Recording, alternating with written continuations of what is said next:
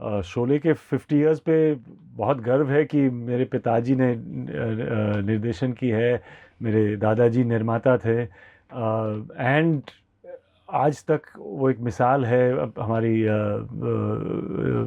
Movie इतिहास में कि कमर्शियल सक्सेस, एक डायरेक्टिंग अचीवमेंट, एक बहुत ही जो इतने शानदार तरीके से एक फ़िल्म को प्रोड्यूस किया गया, एंड लोग शायद आज याद भी नहीं कर सकते। माहौल उस वक्त बहुत चैलेंजिंग था, करेक्ट। इंडिविजुअल्स पे 97% इनकम टैक्स लगता था, सिनेमा के टिकट के भाव भी इतने सस्ते थे, उसका 177% उसका एंटरटेनमेंट टैक्स था। तो ऐसे माहौल में और ऑब्वियसली इक्विपमेंट एंड टेक्नोलॉजी भी 50 साल पुराना, उससे उसके साथ काम करना, सेल फोन छोड़िए, लैंडलाइन भी नहीं था, और उन्होंने इतनी एलैबरेट प्रोडक्शन प्लान की एक मैसूर के बाहर रामनगरम में। तो एक कमाल की अचीवमेंट है, एंड आई थिंक बहुत खुशी की बात है कि आज 50 साल बाद भी हम उस फिल्म की बात कर रहे हैं, एंड उससे मेरे पिताजी को भी सम्मान मिल रहा है। अनफॉर्चुनेटली उस टाइम पे अवार्ड्स इतने नहीं मिले, बट आई थिंक इसका मतलब है कि आप देखिए कि अवार्ड्स इटसेल्फ का एक ऐसे मूल नहीं, ऐसे एक वैल्यू नहीं है जो फिल्म 50 साल बाद लोगों को याद है, वो अवार्ड्स 50 साल बाद वो लोग भूल जाएंगे। तो आई थिंक एक बहुत बड़ी बात है कि उस टाइम पे सारे हालात को देखते हुए they manage to still establish something. अफसोस की बात है, उस टाइम पे मेरे दादाजी, मेरे पिताजी ने हमेशा कहा कि इसमें कभी कॉम्प्रोमाइज़ नहीं करेंगे, क्वालिटी जो हमें चाहिए हम उस पर कॉम्प्रोमाइज़ नहीं करेंगे। लाइक एंड में इमरजेंसी का माहौल था, सेंसर सर्टिफिकेशन बोर्ड ने कहा कि जो आप चाहते थे शुरुआत से, जो सलीम साहब, जावेद साहब ने इतनी खूबसूरती से कंसीव किया कि इस फिल्म का नतीजा ये है, इसका एंड पे ये है और ये फाइनली ऑडियंस पे असर होना चाहिए, उन्होंने वही काटा। वो एंड जो था, जो एक बहुत ही महत्वपूर्ण हिस्सा था फिल्म का, उन्होंने अलाउ ही नहीं किया।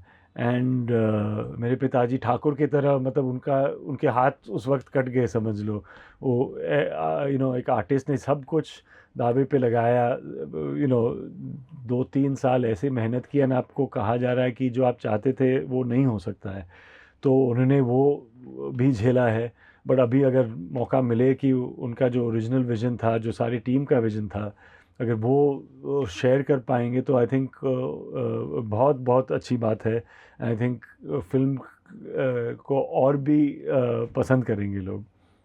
एक सेलिब्रेशन का अवसर है कि नॉट जस्ट मेरे पिताजी के लिए, बट इतने सारे हमारे इंडस्ट्री के जो इंस्टीट्यूशंस है वो सब जुड़ गए इस फिल्म में, फ्रॉम एक्टर्स, क्रू मेंबर्स, एक पूरा एक फिल्म मेकिंग की फ़िलासफ़ी ऑलमोस्ट बन गई कि आप फिल्म मेकिंग को एक ऐसे एलिवेट कर सकते हो, तो उस वजह से भी ऑडियंस का एक एक्साइटमेंट इतना बढ़ेगा कि हम हमारे प्रोडक्शन स्टैंडर्ड्स, टेक्निकल स्टैंडर्ड्स को यहाँ तक ले सकते हैं, जो अब रिसेंटली भी हो रहा है। बट उसकी बुनियाद शायद वहीं पे आप ढूंढेंगे। तो आई थिंक बहुत बड़ी बात है, and I hope younger generation जो शायद सिर्फ नाम जानते हो, इससे और फेमिलियर हो जाएंगे फिल्म से, वो देख लेंगे कि आजकल के फिल्म्स में भी शोले के जो रस है वो भी नज़र आएंगे। एंड आई थिंक वो एक कंप्लीट सिनेमा एक्सपीरियंस जो हम लोग, we were fortunate कि we grew up with these kind of films, so it's a great chance to go see that kind of cinema. Hard to say, but maybe in one sense the best scene is the one we've not seen yet. The unseen scene is best in the sense that is for all of us to experience for the first time.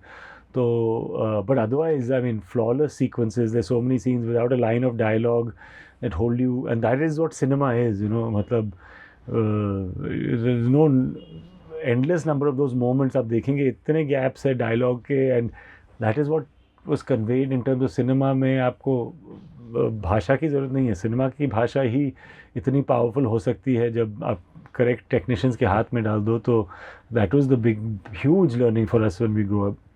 Set पे सिर्फ एक मुझे याद है कि हम लोग बैंगलोर गए थे, मतलब सेट पे जब क्लाइमैक्स शूट हो रहा था, तो मैं शायद 3-4 साल का था। एंड जो मुझे क्लियरली याद है कि एक शख्स थे मेरे सामने इतने लंबे, एंड देखा कि उनके पीठ पे खून का एक बड़ा धब्बा था, एंड वंडरिंग कि इसको क्या हो गया। फिर वो घूम के फिर हंसने लगे, मजाक करने लगे, एंड मैं ऐसी दुनिया में ऐसे खो गया कि ये कैसी दुनिया है जो। And that was of course Amitabh Bachchan, my first memory of him. And I think where I, जब मुझे प्रेम हो गया इस पूरी इंडस्ट्री से। सो या उसके अलावा मतलब रिलीज़ के बाद इतने सारे किस्से हुए हैं, इतने सारे मुलाकात हुए जहाँ लोग मुझे बताए, they told me their stories. And तो या इट्स एंड इसी वजह से कुछ 25 साल पहले मैं अपने शीना और सोना, मेरे दोनों बहन से बात कर रहा था ऐसे, ये सब खोना नहीं चाहिए। तो अब हमने डिसाइड किया कि इसको एटलीस्ट एक बुक के तौर पे हम लोग रिकॉर्ड करें कि शोले की कहानी जितनी कमाल की है, वो उसकी मेकिंग की कहानी भी उतनी कमाल की है। तो वही कोशिश थी कि इसको सब प्रिजर्व करें, सारे यूनिट और सब लोग को भी याद किया जाना चाहिए। वो पर्दे पे नहीं देखे ठीक है, लेकिन people should remember their contribution for as long as possible. तो दैट या so I think that was always for us एक वेरी पॉजिटिव थिंग।